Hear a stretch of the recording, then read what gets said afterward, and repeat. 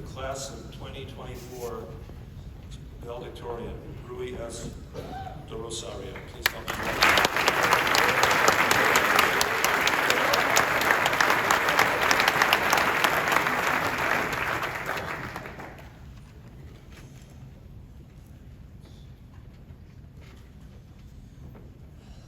Boy, oh boy, where do I even begin?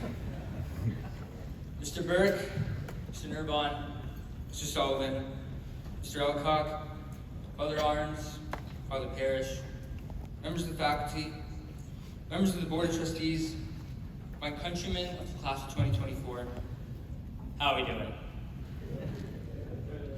Good to know. I'm deeply honored to speak up here on behalf of my classmates. Together we've slogged through every type of derivative in the books, written dissertations on the Cold War, and done what I thought was the unthinkable, and that is work out to Coach Carr's hippie music. When his tunes, which are older than I am by the way, are being blasted through my ear, I can barely bench the bar. But then again, I can barely bench the bar to begin with, so. Before I speak about my days of cold feet at Henry T. Lane Rink, long nights in the library, I'm mentoring my little brother Brennan Arcara over here. I'd like to point out the misfit I find myself as I stand here. I'm part of a generation whose favorite word is Riz. The average time students go to bed here is 1:32 a.m. And today I woke up beside my collection of Lightning McQueen, Buzz Lightyear, and Thomas the Tank Engine. And yet I'm tasked with speaking the words of wisdom I've gathered in my eventful 18 years on this planet. And on top of this laundry load of tasks to do, I have to do it before hearing from the goat of this, Mr. Burke. I feel like a little boy hanging his crayon doodle next to the Mona Lisa.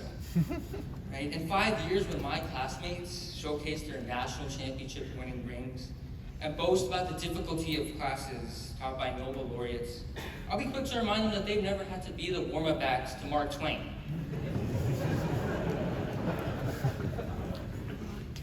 Nonetheless, hello, my name is Rui. I'm that bloke Rafe didn't mean to say, right? And I'm an 18-year-old from Holliston, Massachusetts. My goal here today is simple. I want to tell you guys about my favorite word, Ubuntu. And I'll do so by doing what every high schooler does, stretching a 5-word message into a 500-word filibuster.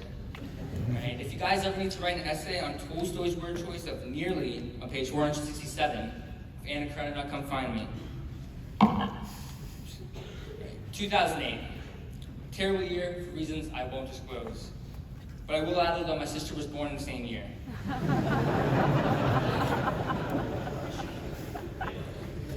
So in 2008, Doc Rivers, coaching the Celtics, subdued the egos and harnessed the talents of his new big three, Ray Allen, Kevin Garnett, and Paul Pierce, with the idea of Ubuntu.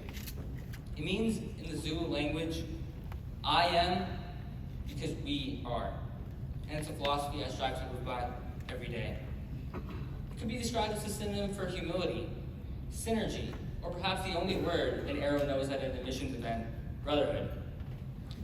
Over the past 5 years, I've been part of a hive of young men, buzzing like bees, droning towards team goals through individual improvement. I've dodged the supersonic bullets of Chris Mirages during his late afternoon shooting sessions. I've witnessed Devin Karkner's blossoming passion as Seb's unofficial poet laureate whenever he takes the stage up here during corporate chapel. This school is because we are. We're toiling for hours on WebAssign, driving hundreds of miles to cheer on the hockey team, and forging relationships that last beyond our lives with underclassmen. Everything we do here is to make that stained glass window in front of the academic building shine a little bit brighter.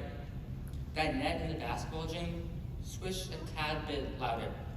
And if your name is Henry Dubose, then that 10th Chipotle bowl of the month a little bit tastier. Mr. Palmacio's favorite artist, Aubrey Drake Graham, once wrote, "OT, OT, there's not much love when we go OT." And Drake must have known something about this class. For the love of God, there's not a single time I can't recall finding ourselves in the shorter end of a golden goal in overtime. I can recall 4 times in lax, 5 times in hockey, and perhaps the worst one, the end of Ultimate's undefeated season against Wilson. That was a tough one for the team.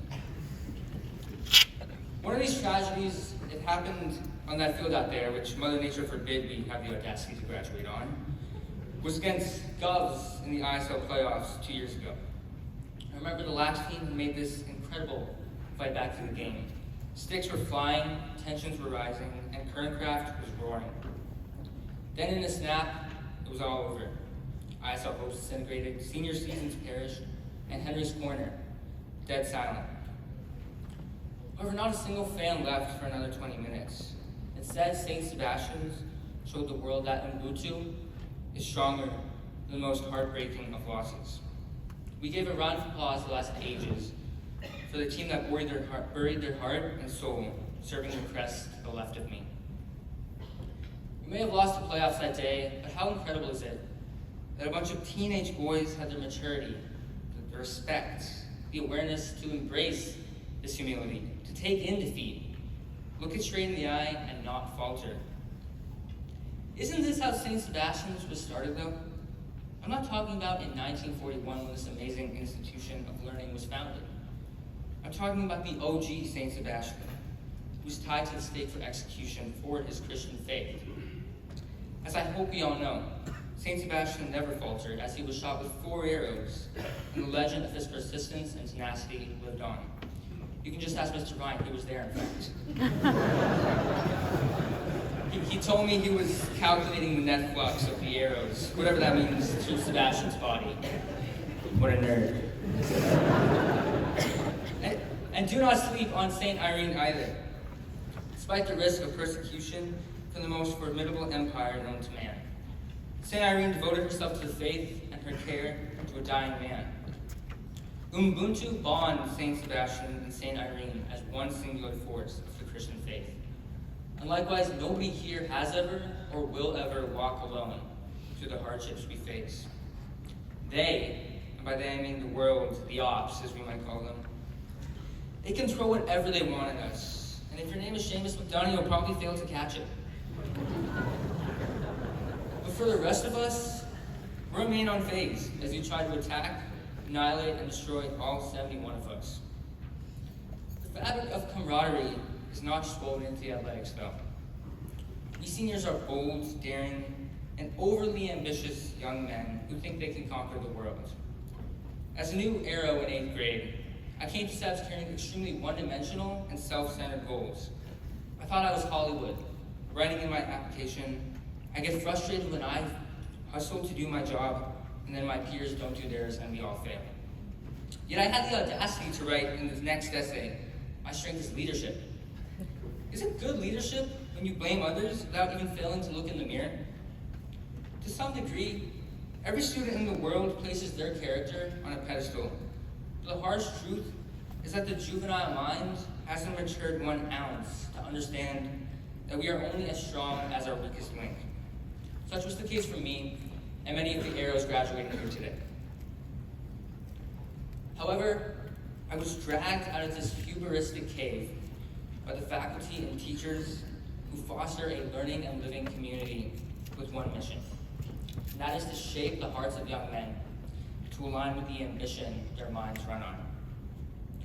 Whether it's Mr. Casati fanning out his love for literature with his own high school poetry, Miss Wiggins surprising the team with donuts, despite not even coaching us that year, or Mr. Nurbon introducing himself as the world's highest and most overeducated babysitter. The adults at 1191 recognize that their goals are the school's goals. They see that they are bigger. They see that they are part of something bigger than themselves, part of a victory in the distant future. To all my teachers, coaches, to the kitchen staff, to the groundskeepers, and all the adults keeping this place present, I find myself in an eternal debt of gratitude for the mundane yet valuable life habits and lessons you've taught me and my classmates.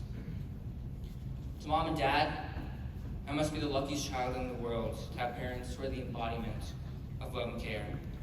I owe all my success to you guys, and I'm so glad I'm your favorite. And to the 3 siblings in the crowd who's hissing at that, just know it was only a joke. And to those 3 siblings, Anna, Lara, and Ducky, you guys are my best friends. Our memories of drowning each other at the lake and my domination on the mini golf green will be cherished forever. I can't wait to be in your seats and see you guys take on the world.